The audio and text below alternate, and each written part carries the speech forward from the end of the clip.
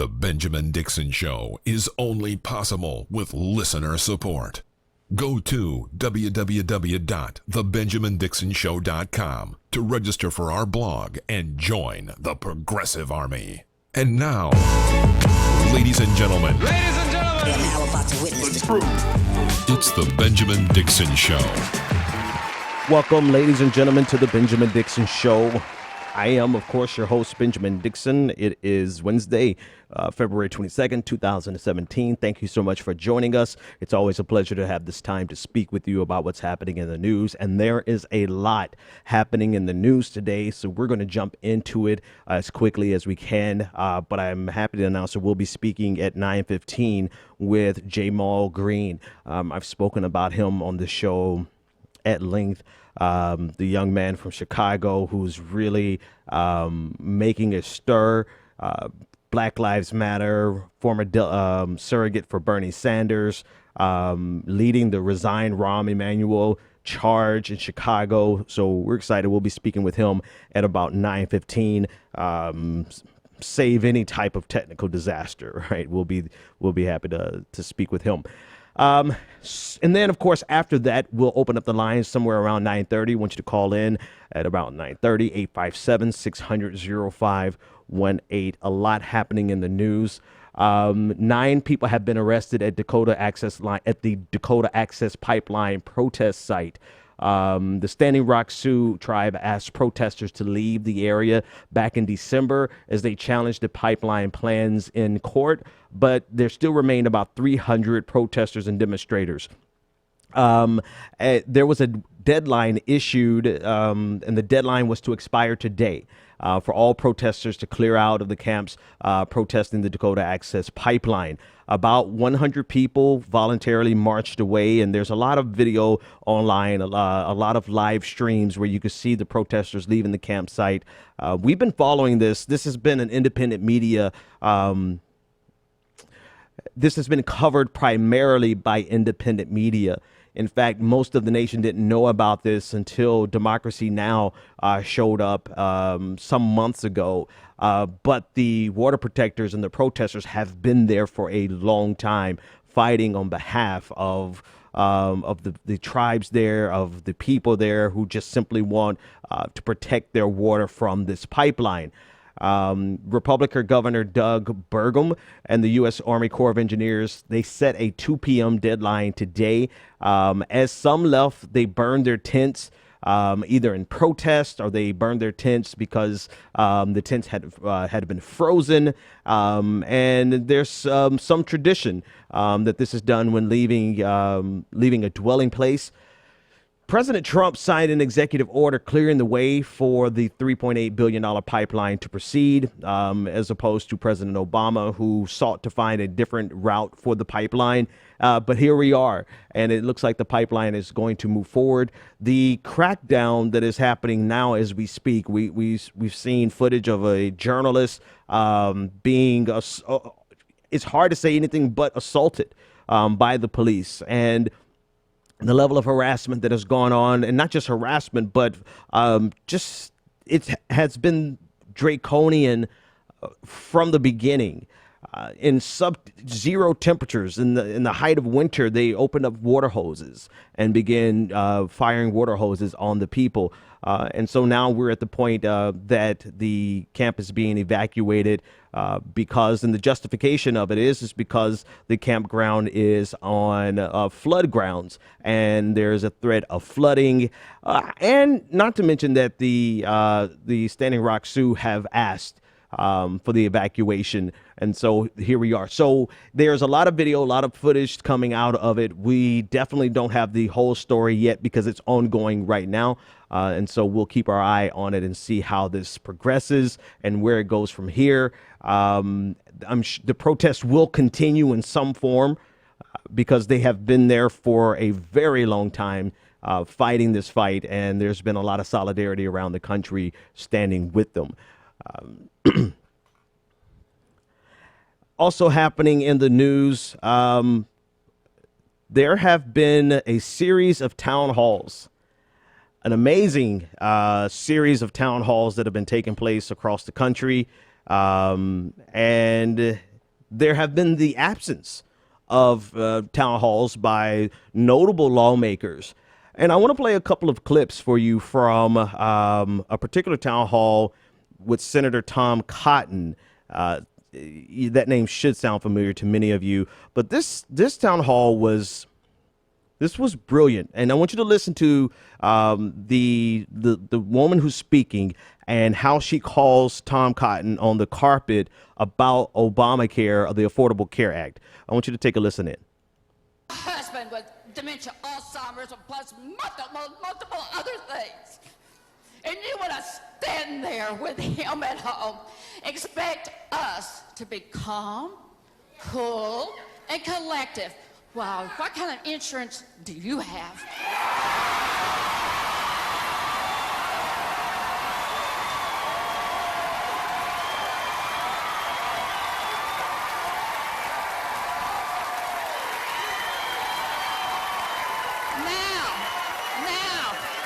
Now, Mr. Senator Cotton, listen to this.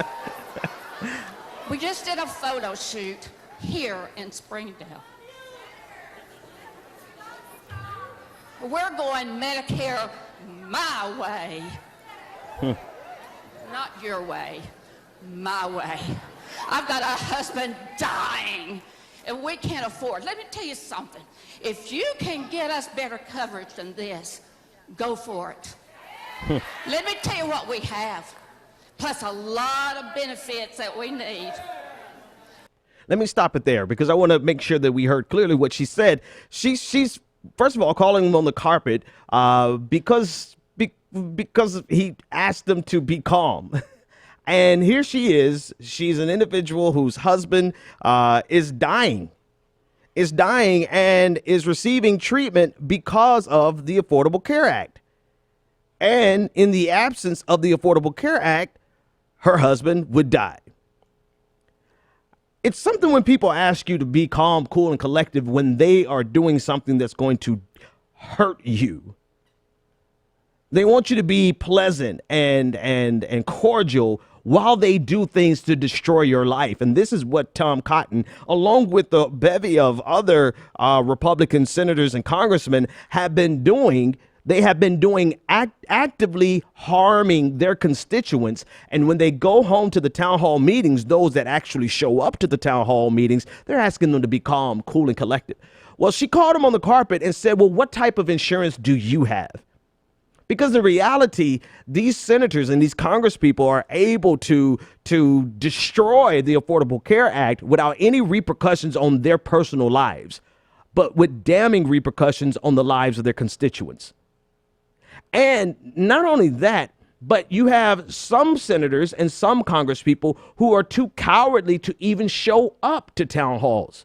Senator John McCain, Senator Jeff Flake, Senator Marco Rubio, Senator Ted Cruz, some top tier name senators who are not having town halls because they are afraid of this type of backlash. They want to be able to hurt their constituents for political reasons. Of course, they're never going to come out and just say, I want to hurt you, but they want to score cheap political points by repealing or replacing Obamacare without an actual replacement. And in the absence of a replacement, you destroy the lives of thousands, millions of people who depend on the Affordable Care Act. Now, that being said, here we are where the people are responding and letting them know enough is enough.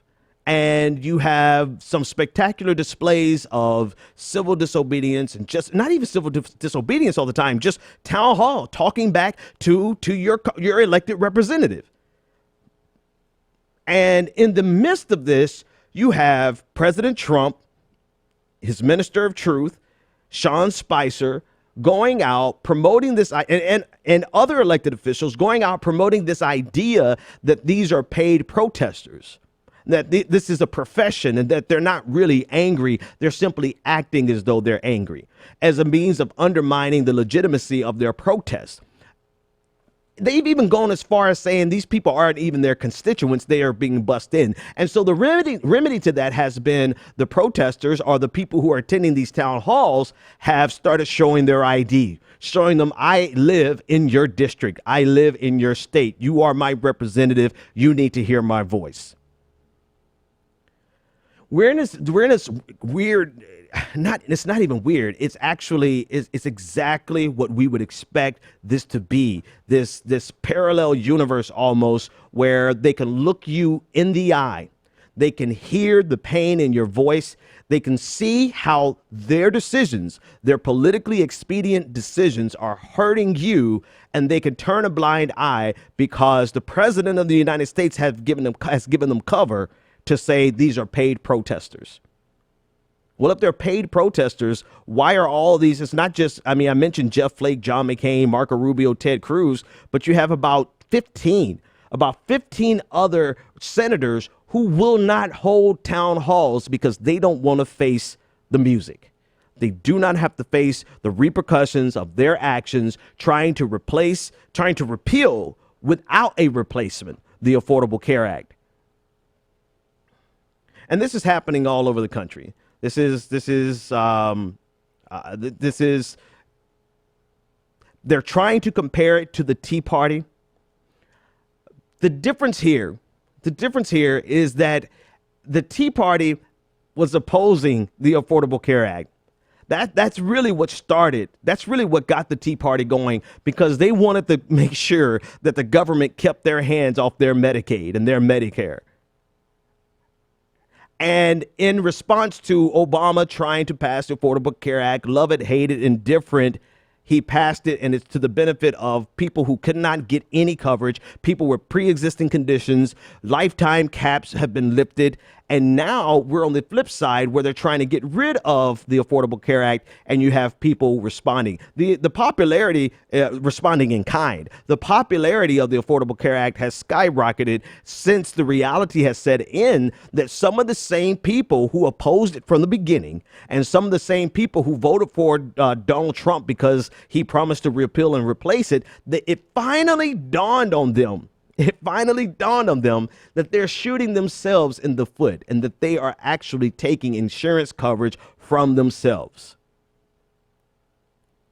So now it has become politically radioactive for them to attempt to repeal the Affordable Care Act. That doesn't mean they're not willing to still try, because they need to, for whatever reason.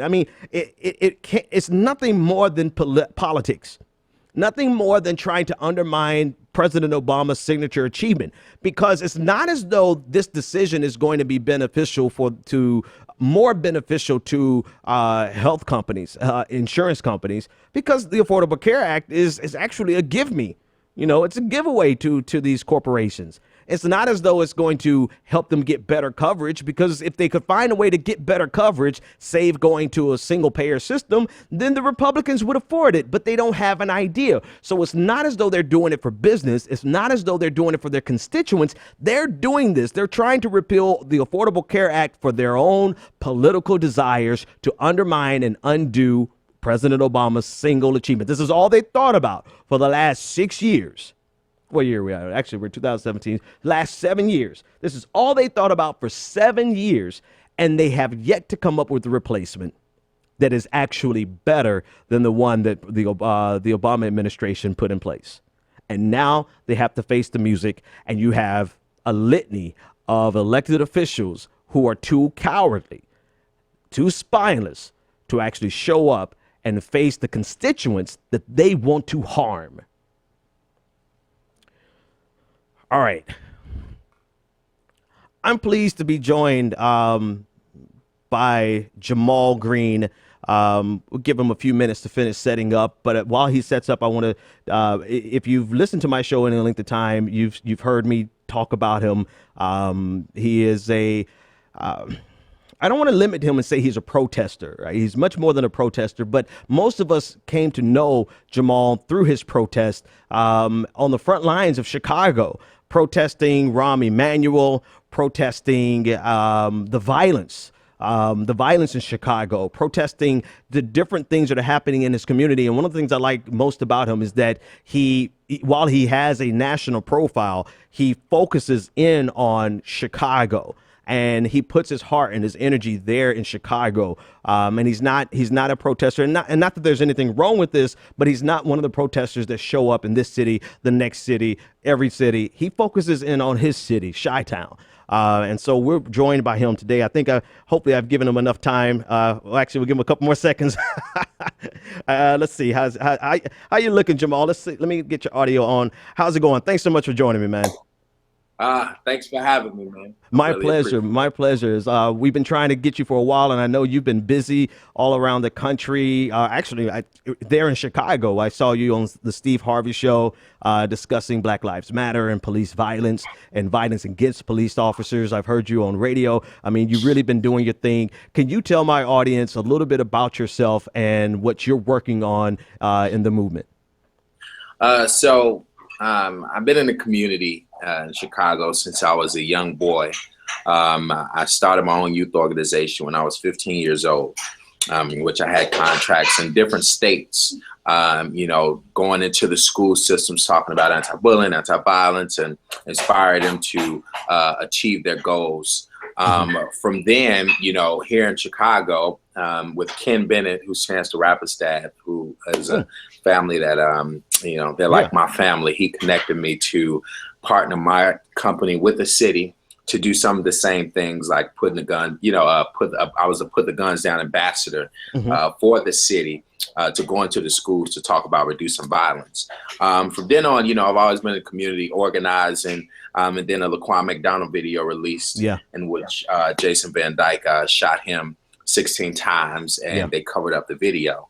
And I became Rahm Emanuel's and Anita Alvarez harshest critic.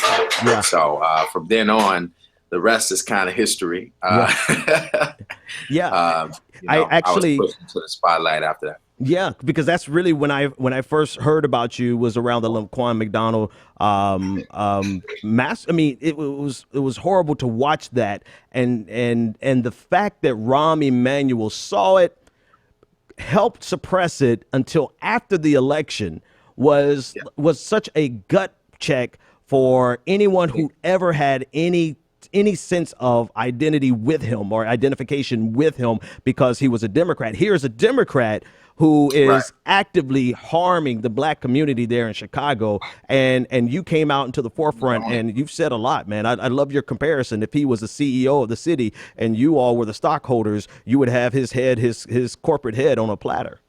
We already know, Ben, that he closed down 50 schools. He shut down all the mental health facilities. He neglected the urban communities his first 4 years. The only reason why he got in the second time is because he was running against a Hispanic candidate.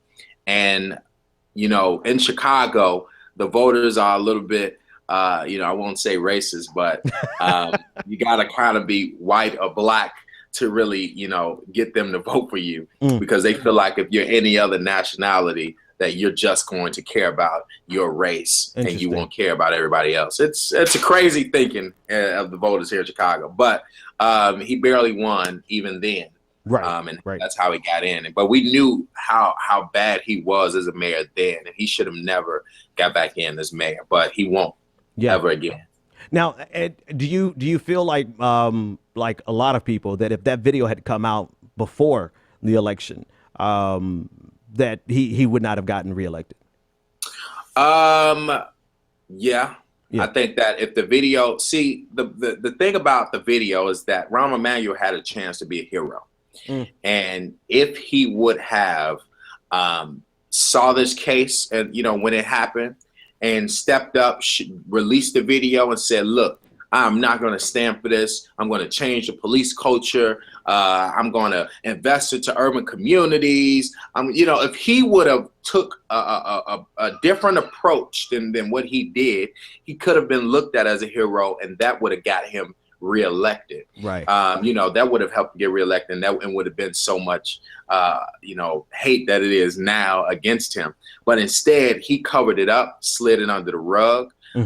So that he can slide into his seat and not, care about what Black people are saying towards him. But if it was released before and he didn't do anything about it or take that approach, he definitely wouldn't have got elected. And I think right now he's in a position where anybody can beat him, even a 12-year-old. Yeah. From your lips to God's ears, man.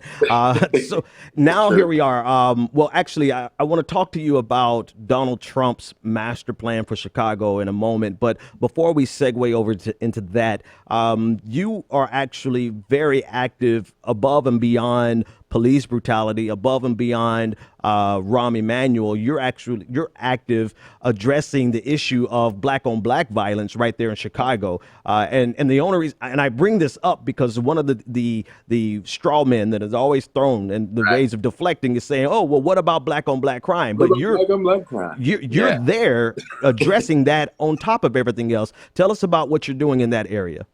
So there's a lot of different community organizers that do, address crime in our communities, but it just don't get the media coverage. So a lot of people don't know about it. But there are a lot of organizations, there are a lot of people like myself who are on the ground organizing to try to bring people together in their respective communities.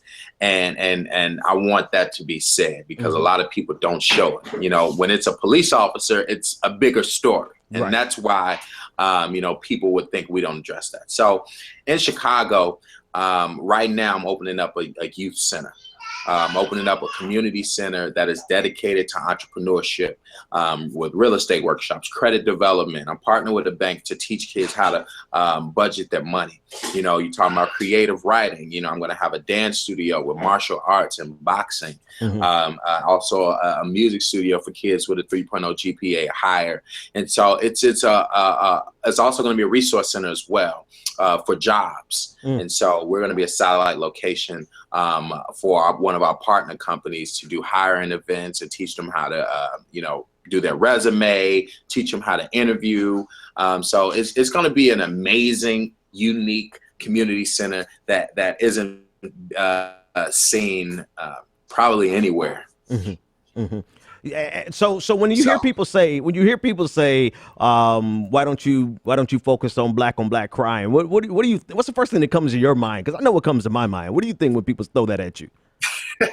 A lot of things come to mind. I think they're crazy because they don't even understand what's going on in our communities and why, and the root of the problems, and the systematic conditions that's been going on for since the beginning of time, why we're in this position that we're in. And so I think that they neglect, they don't really care about our issues. So people who say that, they don't really care about what's going on. They could care less.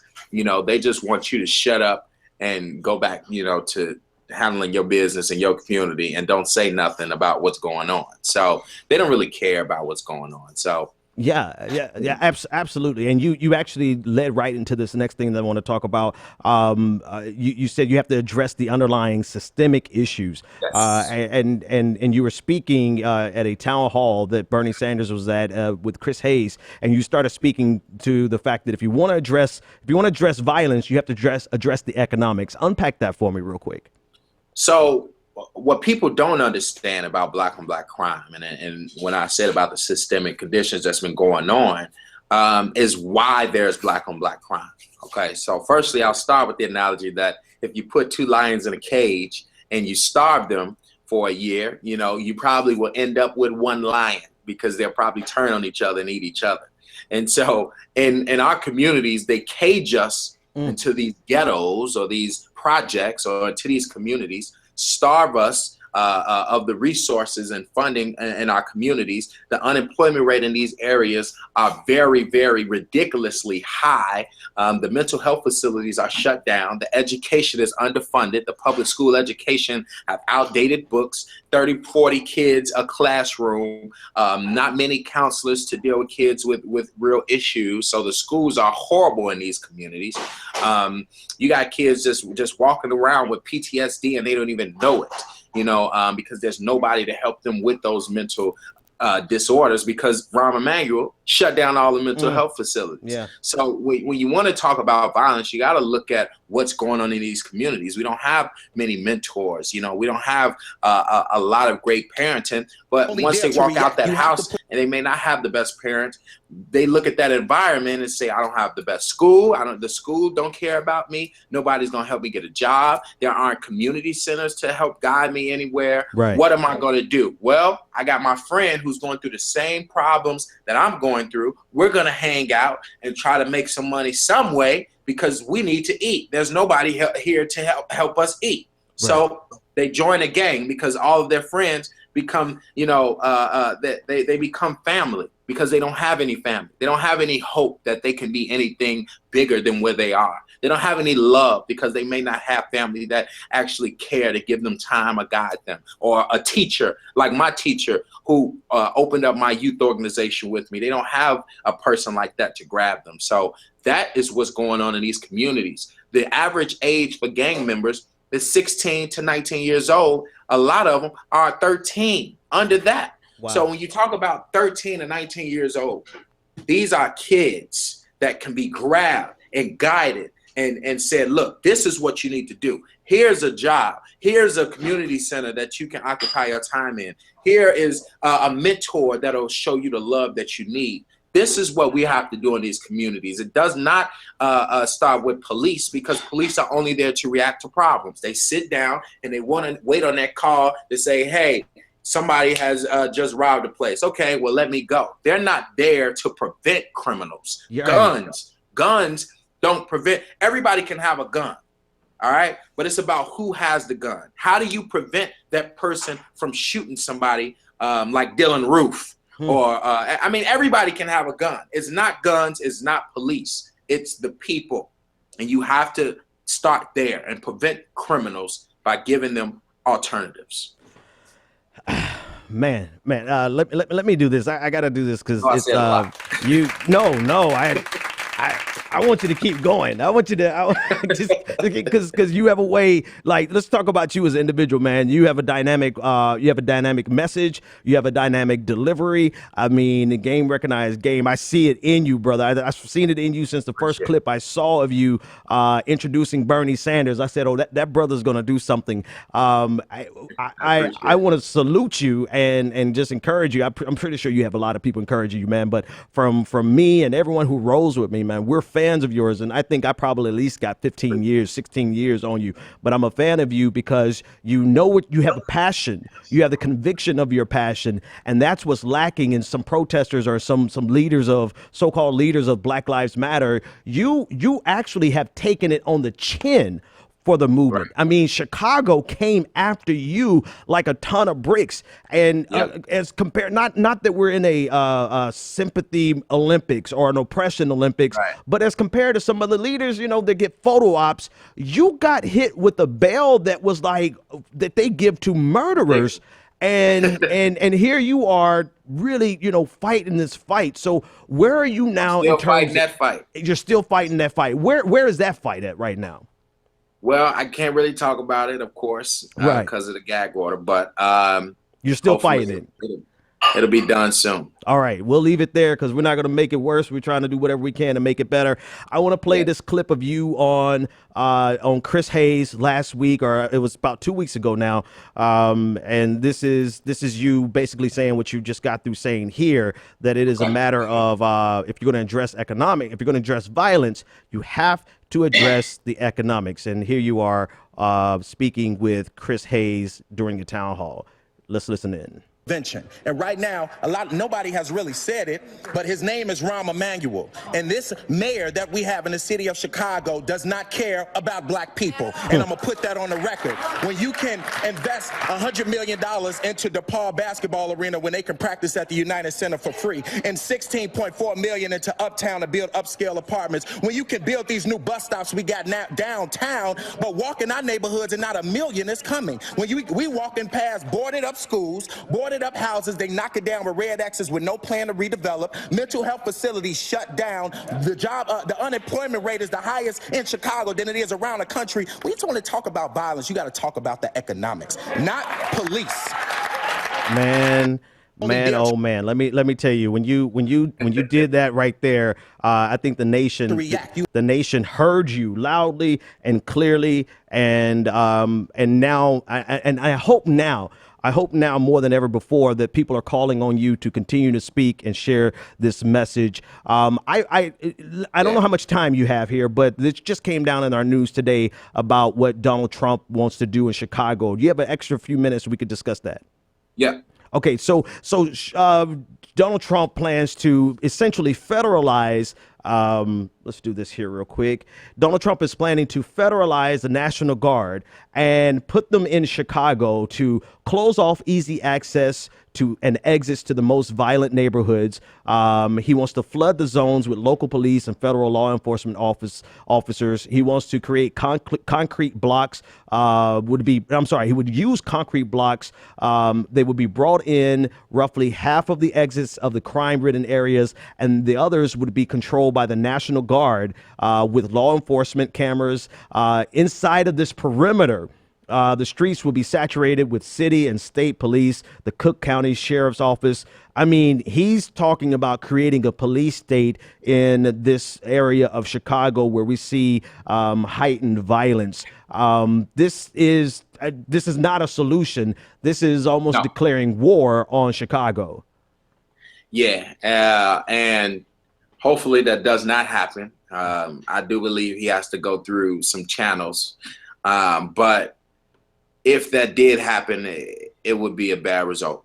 Yeah. That is basically a Band-Aid, and it won't solve the problem that we have in our communities. You know, what would our communities look like at the end of that? The same, and we'll still have the violence. You know, we have to start talking about economics. You know, I think Donald Trump is ridiculous, and that idea, it's not law enforcement that can change this problem.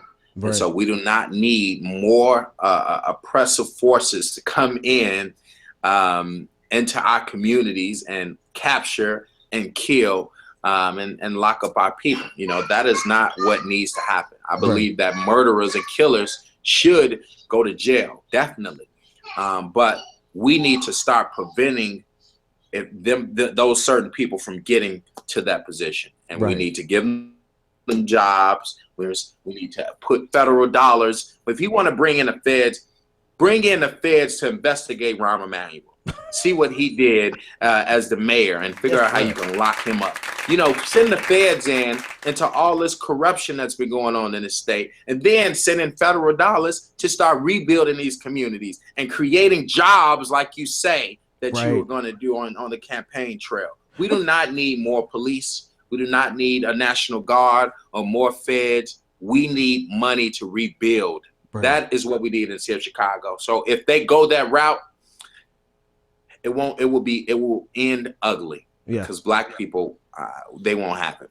Not in this city. This city is a city of fighters. Yeah. Yeah.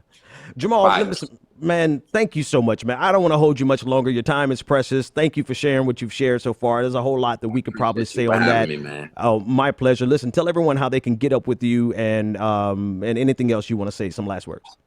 Everybody can get up on me on Twitter. It's Jaymal Green with a Y. It's JaymalGreen. For the activism on Facebook, it's JA''MAL, green as the color. And if you want to be a part of what we're doing in the city, as far as our youth center, or donate your time, you know, you can go to MajestyAllstars.com. That's MAJOSTEE, Allstars, ALLSTARS.com. info@MajestyAllstars.com to email us. And just get involved and do something in your community. Don't just wait for leaders like myself to do something. If you see a problem, to get out there and fix it, you know. And I wasn't a fan of Barack Obama as much as a lot of people know, because I feel like he did the same thing that Rahm is doing, and Rahm is his boy. But I do agree with what he said in his farewell speech. If you see there's a need for change, be that change. Get out there, organize, open up your own organization, or organize kids in your neighborhoods, or, start a block club, do something. Yeah. Don't just work that 9-to-5 job and come home and think that problems won't hit home, because it can hit your kid, and then you'll be asking everybody for help. So get out there and do something and contribute to what's going on in your city or your community or your country. Man, Jaymal, we got to get you back sometime. Thanks so much for joining us. Definitely.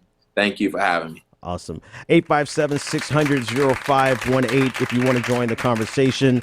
That brother's going to do something. He's doing something. But you know how old folks say, that brother going to be somebody. He's already somebody, but I believe he's going to do some great things coming in the future. And I'm definitely excited to have a front row seat to just see his growth and see how he can change. I mean, and he's focusing so hard on Chicago, which we don't find that right now. We find activists who are national, which is cool. And we need everybody to do what they do, but to find someone who has sunk their teeth into the local problem and to take it on the chin for his city. It's good to see that. And I know we need to start elevating other people like him that are not famous, that aren't Twitter famous, that don't get the television spots, but they're in their communities, locally grounded, changing the world from right where they are. We need to start elevating those voices more and more. And I know that they're out there. All right, let's keep trucking with the news to make sure that we cover most of everything that we're going to try. Let's just do a quick rundown real quick of what's happening in the news.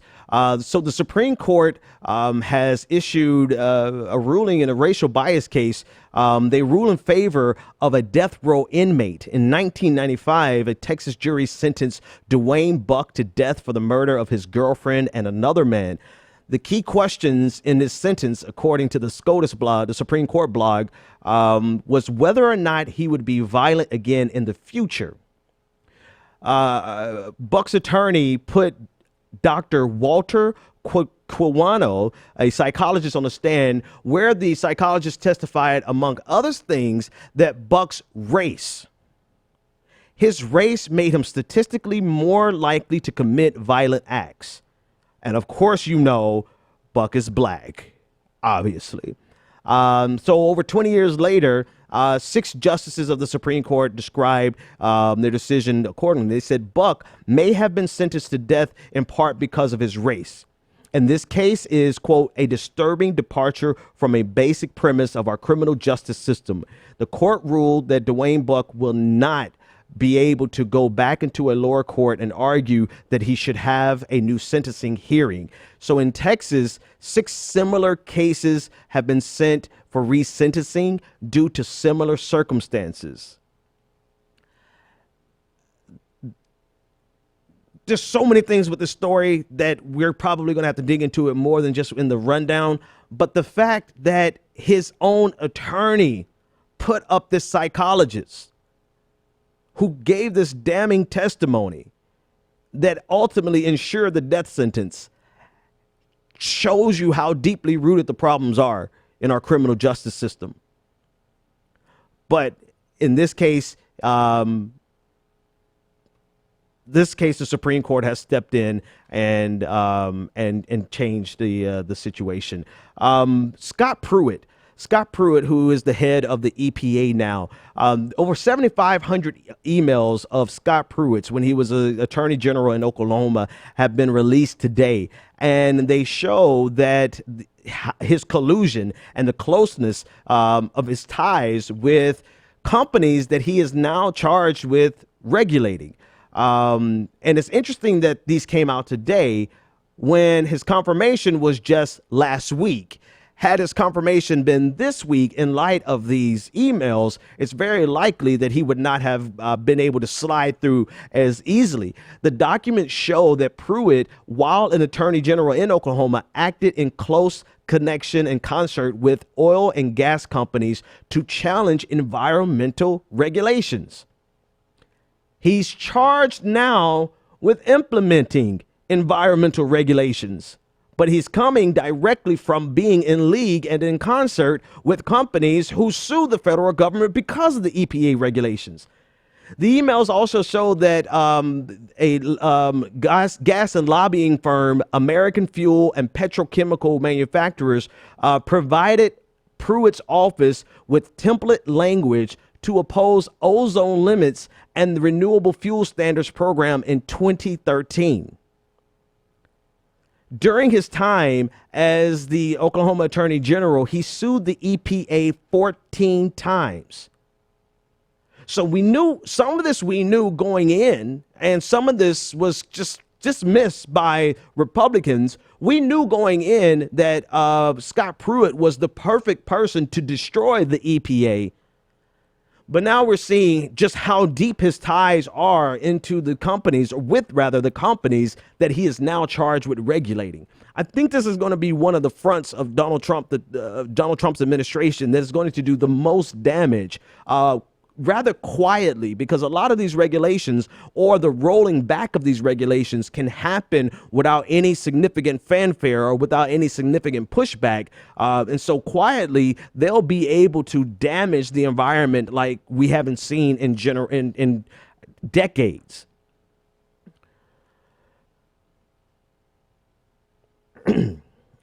There's a story out of pbs.org.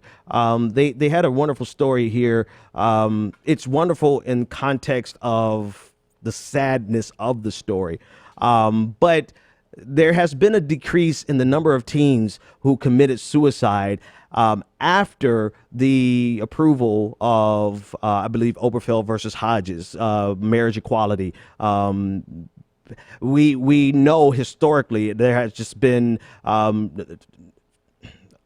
an atrocious amount of teens who kill themselves because of their sexuality or their gender identity, and having to live through elementary school, middle school, high school, and college in the most difficult time of your life, no matter who you are, but especially compounded with the fact that you may be LGBTQ. There's a new analysis that was published in JAMA, or JAMA Pediatrics, and it concludes that state legalization of same-sex marriage appears to be linked with a decrease in adolescent suicide. Researchers found that suicide attempts by high school students decreased by 7% in states after they passed laws to legalize same-sex marriage. And this is actually before. I stand corrected. This is actually before, according to PBS.org, this was before the legalization nationwide in 2015. So amongst LGBT suicide attempts fell 14%. And in states that did not legalize same-sex marriage, there was no change. So while the study drew a correlation, quote, while the study drew a correlation between lower suicide rates and same-sex marriage legalization, it did not explain a potential cause for the lower rates. And in the discussion, they felt that it's possible that the laws communicated to young LGBTQ populations that they were equal, and that in itself improved their mental health status.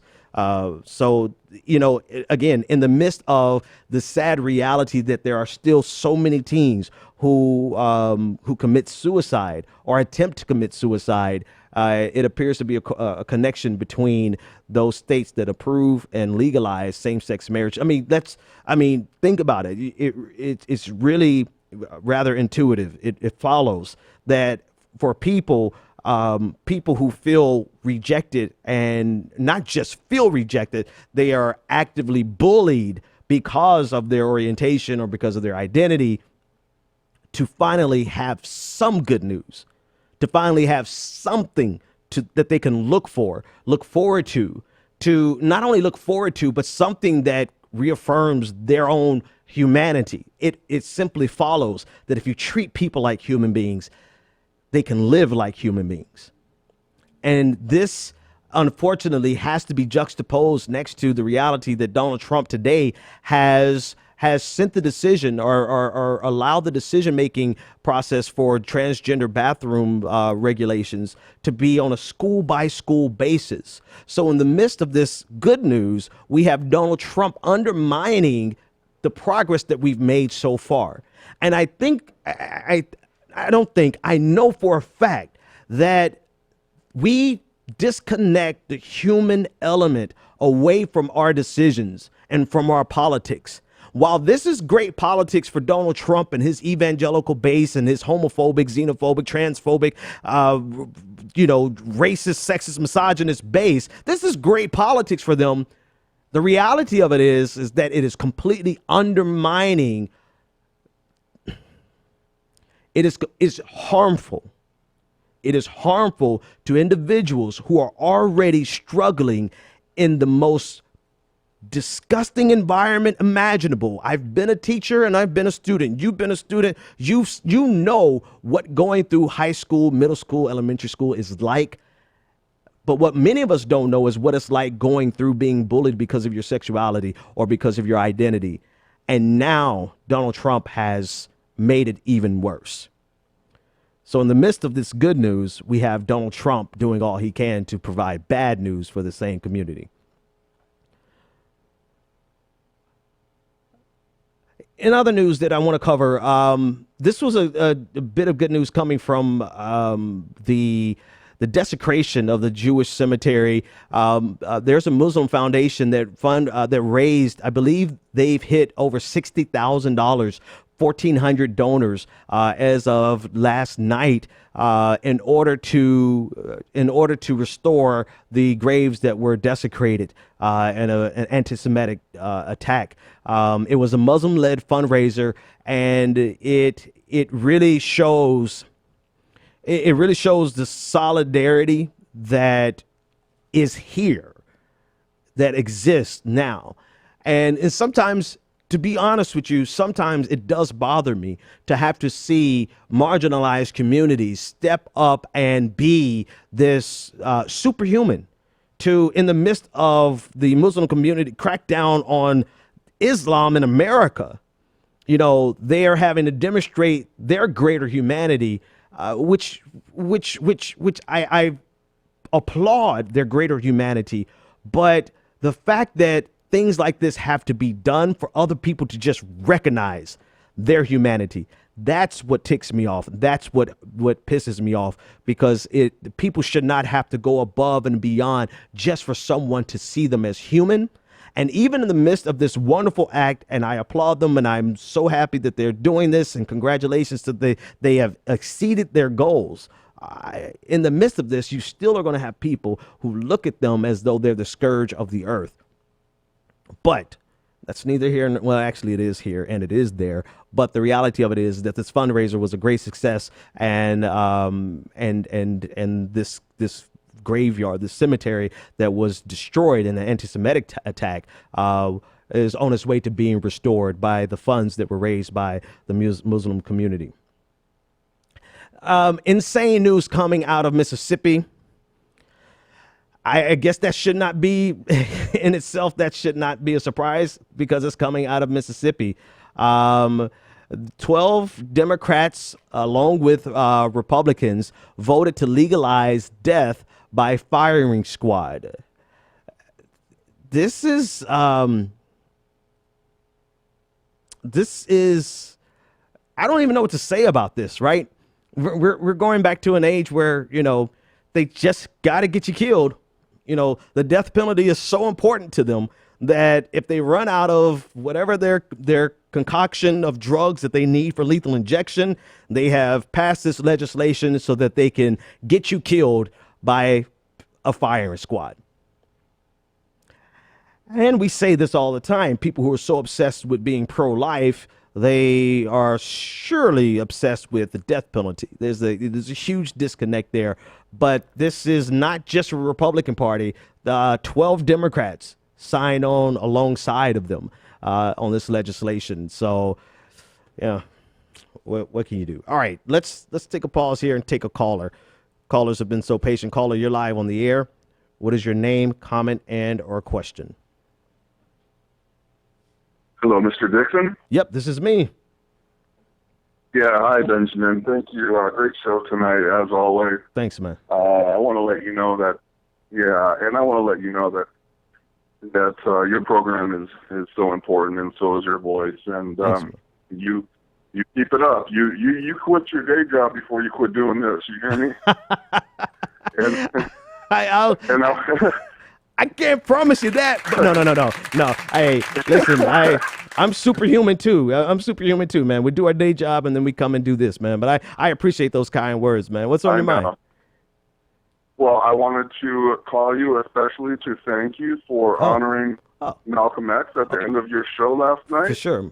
And and I wanted to tell you, and it's obvious that you are fully aware of who he was and the work that he did. And I want to let you know that the reason your show especially appeals to me is because there are many times that I listen and I feel like you evoke the spirit of Malcolm. You have the same passion towards injustice that he did, and he would be proud of you, Mr. Dixon. And so that's why I say you keep it up. We enjoy listening, and I know the road gets a little rough sometimes, but we enjoy tuning into you every night, and your voice is very important. So wow. So you keep it up.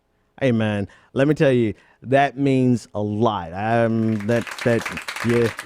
Let me hang up on you before you pull a tear. I don't even cry, but you try to pull a tear out of me, man. Thank you so much for those words, man. That means a lot. And I grew up, man. I grew up in the Black Baptist church tradition, so it was always expected that we look to Dr. King.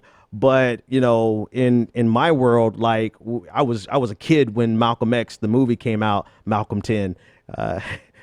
See the episode of Martin, you know what I'm talking about. But when Malcolm X came out, I knew of Malcolm, but I didn't know the depth of Malcolm. And so then after that, I read the autobiography. And then when YouTube came along, years ago, and people start putting clips on, I mean, I just hours and hours and hours and hours of just listening and consuming Malcolm and hearing his passion and hearing how he communicated and how seamlessly he communicated that passion towards the issues. And so I had no choice but like, if you see any of that in me, it's only because I just consumed it like rabidly as much as I could, because it was something that literally changed my life, and one of the greatest influences in my life today. So thanks so much, man. I really appreciate that. 857-600-0518 if you want to join the conversation. A couple of other stories. I do want to double back and talk about, and I apologize to the last caller. I think I disconnected the wrong caller, but the lines are open, 857-600-0518. Here's a story that has to be discussed. So Donald Trump's expenses, travel expenses, and vacation expenses, their elaborate lifestyle is costing more in a month than it cost the Obama family in a year. This is according to the Washington Post. Not only is it an expensive nightmare, the expenses are a nightmare, but it's a logistical nightmare, and it's being carried out at the taxpayers' expense. Last weekend, according to the Post, Trump was in Florida and Melania was in New York City. Eric and Don Jr. were opening in a resort in the UAE, and each of the family members had a Secret Service detail to accompany them,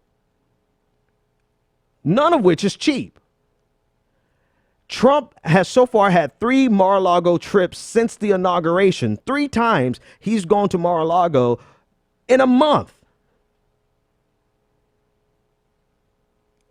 And this is estimated to have cost the American taxpayer $10 million. On top of that, Palm Beach County officials, and I know Palm Beach County well, they're asking Washington to reimburse tens of thousands of dollars in a day in expenses for the deputies handling added security and traffic issues around the Florida island where his resort is. In New York, the city is paying $500,000 a day to guard Trump Tower. Secret Service and U.S. Embassy staffers paid nearly $100,000 in hotel room bills to support Eric Trump and his trip to promote a Trump brand in Uruguay, a tower in Uruguay. And the thing about this is none of this is news, but the fact that Donald Trump spent the best part of the last 4 years attacking Obama for taking vacations, attacking Obama for the expense of his vacations. Not only that, we all know that, but this money oftentimes is going back into Donald Trump's bank account, or at least the bank account of his corporations. Trump Tower, rent is being paid there, which ultimately goes back to Donald Trump. Mar-a-Lago, expenses are being paid there every weekend, 3 weekends out of 4, going back to the Donald Trump Corporation. He is literally fleecing America. He tried to brag about not wanting to take a salary and saying, oh, I'll take it because they are forcing me to take it. But in reality, he knew full and damn well that he was going to be able to milk America for every single trip he takes to one of his properties.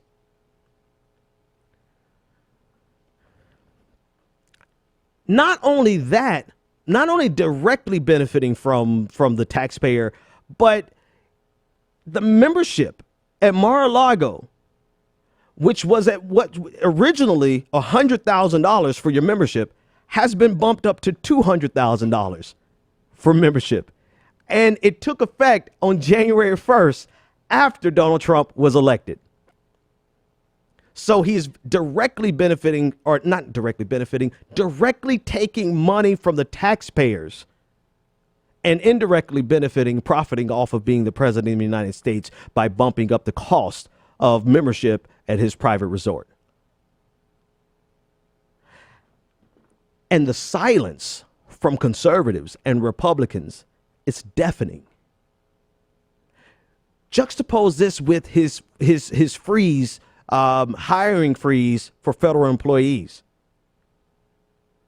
You know, they're, I believe I read a report there, child care services are having to be cut back because of the type of turnover that happens in the child care industry. And now they're not able to hire anybody because of this hiring freeze. Child care, people come, people go, so you have to be able to hire regularly. And now there's service members who cannot get access to child care because Donald Trump wants to be fiscally conservative and save the American taxpayer by freezing the hiring for federal employees. Meanwhile, he's fleecing America with his exorbitant, elaborate lifestyle and taking a vacation every single weekend. And this money is going back into his name, his corporation. Before this is all over, Donald Trump is going to be even wealthier than he already is, directly from, you know, talk about welfare, talk about welfare queens, talk about, you know, the young bucks, even though his ass is old as hell. I'm sorry, I don't want to be ageist. I'm sorry about that, folks. But even though you talk about this obsession with the pennies that American taxpayers and American citizens and those people who don't even make enough money to pay taxes, we complain about what we spend on them. And Donald Trump is spending millions upon millions of dollars in a single month just so that he can keep up with his lifestyle. And on top of keeping up with his lifestyle, he's keeping up with his lifestyle in environments that are not as secure. And by design, he's allowing people to have access to him at his club because they're paying this premium now. They're paying twice as much as they used to pay just to get access to the sitting president. All right, folks, we're getting ready to shut it down, but just to keep in mind, this is what I wanted to address as a call to action to you. I want you to take a look at all of the town hall meetings that are going on. And I want you to see the passion. I want you to see the energy, but I also want you to see who's missing. You. Maybe you were there. Maybe some of you were there. But where are you? I want you to get involved. If you can go to these town hall meetings, go. If you can go to a protest, go. If you can't because of work, email. If you can call these senators, who are not having town hall meetings, email them, do whatever you can do, get active and get involved. And the reason I say this is because there are people who are showing up. I want to make sure that it's progressives that are showing up, because we need to have an impact on the changing electorate right now. We want to make sure that the voices that are being heard are the most progressive voices. We want to make sure that the representation that is being placed on television, the voices that are being elevated to the top of the crowd, are progressive voices. I appreciate the people that are there. They may very well be the most progressive people in the world, but if anybody is going to be able to represent your politics properly, it's going to be you. So my challenge to you is, while everyone is out there protesting, while everyone is out there at town halls, everyone is out there making phone calls, make sure that some way, somehow, no matter how big, no matter how small, that you get out there and do your part as well. And we'll see you next time. The Benjamin Dixon Show is only possible with listener support. Go to www.thebenjamindixonshow.com to register for our blog, join the Progressive Army, and support The Benjamin Dixon Show. It's Ben Dixon! If you like this episode, be sure to share, like, and subscribe.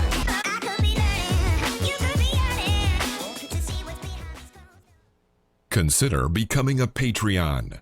Go to www.patreon.com/The BPD Show and support The Benjamin Dixon Show.